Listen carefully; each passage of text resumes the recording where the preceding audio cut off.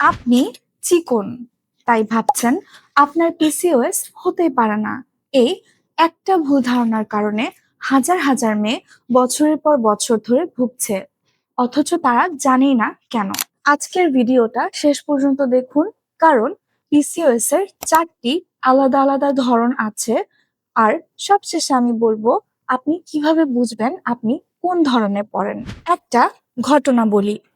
ধরুন, দুজন বান্ধবী, একজনের নাম মৃত্যু, আরেকজনের নাম রিয়া। মৃত্যু বেশ চিকন, কিন্তু 34 বছর বয়সেও তার মুখে ব্রণ, থুতনিতে মোটা মোটা লোম, আর পিরিয়ড আসে 2 মাস পর পর। আর রিয়া, ছোটবেলা থেকে তার ওজন বেশি, বছরে পিরিয়ড হয় মাত্র 2 থেকে 3 বার, আর 2 বছর ধরে বাচ্চা নেওয়ার চেষ্টা করেও কনসিভ করতে পারছে না।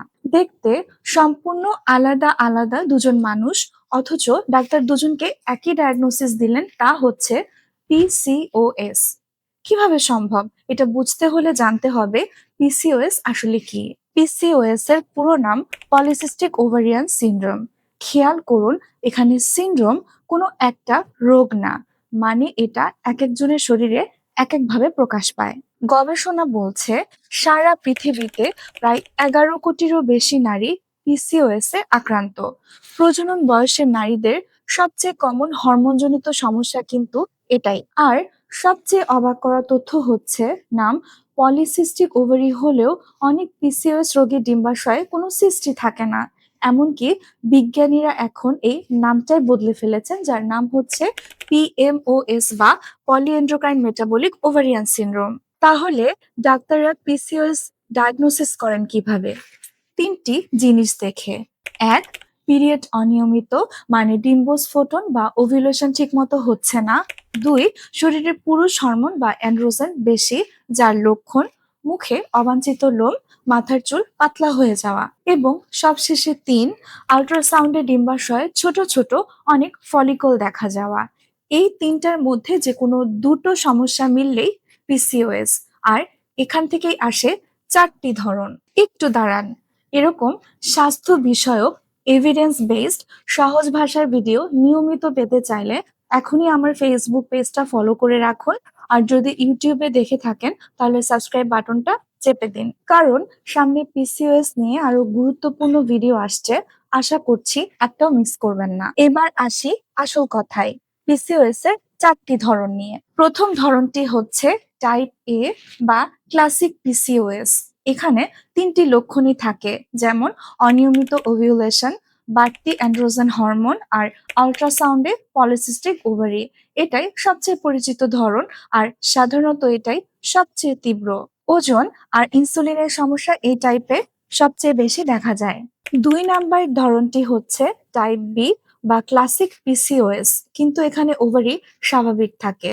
এখানে পিরিয়ড অনিয়মিত হয়, হরমোনের লক্ষণও থাকে, কিন্তু আল্ট্রাসাউন্ড রিপোর্ট একদম ক্লিন, যার ফলে অনেক মেয়ে এই রিপোর্ট দেখে ভাবে, যাক আমার পিসিওএস নেই, অথচ সিস্ট ছাড়াও পিসিওএস হয়। আর এটাই হচ্ছে টাইপ বি। তৃতীয় যে ধরনটি তা হচ্ছে টাইপ সি। হরমোন আর সিস্ট থাকে এখানে, কিন্তু এখানে পিরিয়ড নিয়মিত থাকে।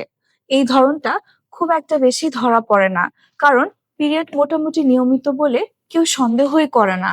কিন্তু ব্রণ, অবাঞ্ছিত লোম ঠিকই থাকে। তার মানে এখানে স্পষ্টই বোঝা যাচ্ছে পিরিয়ড নিয়মিত মানে কিন্তু প্রতি মাসে ওভিউলেশন হচ্ছে তা নয়। 4 নম্বর ধরনটি হচ্ছে টাইপ ডি বা সবচেয়ে শান্ত ধরন। এখানে পিরিয়ড অনিয়মিত থাকে, ওভারিতে সিস্টও থাকে, কিন্তু হরমোনের বাহ্যিক কোনো লক্ষণ এখানে দেখা যায় না। ব্রণ নেই, লোম নেই। এই টাইপে মেটাবলিক ঝুঁকি তুলনামূলকভাবে অনেক কম থাকে, তবে অবহেলা করলে সমস্যা আরো বাড়তে পারে। আর হ্যাঁ, মনে আছে শুরুতে বলেছিলাম চিকন মেয়েদের কথা? গবেষণা বলছে পিসিওএস আক্রান্তদের একটা বড় অংশই স্বাভাবিক ওজনের বা চিকন মেয়েদের হয়। তাই ওজন দিয়ে পিসিওএস বিচার করা সবচেয়ে ভুল। এখন প্রশ্ন হচ্ছে, আপনি কোন টাইপে পড়েন? নিজে নিজে অনুমান করতে যাবেন না, তার চেয়ে বরং এই 3টি কাজ করুন। 1, আপনার পিরিয়ডের হিসাব রাখুন। ক্যালেন্ডারে বা অ্যাপে গত 3 থেকে 4 মাসের ডেট লিখে রাখুন। 2, শরীরের লক্ষণগুলো খেয়াল করুন, যেমন ব্রণ, অবাঞ্ছিত লোম বা চুল পড়া, এগুলো।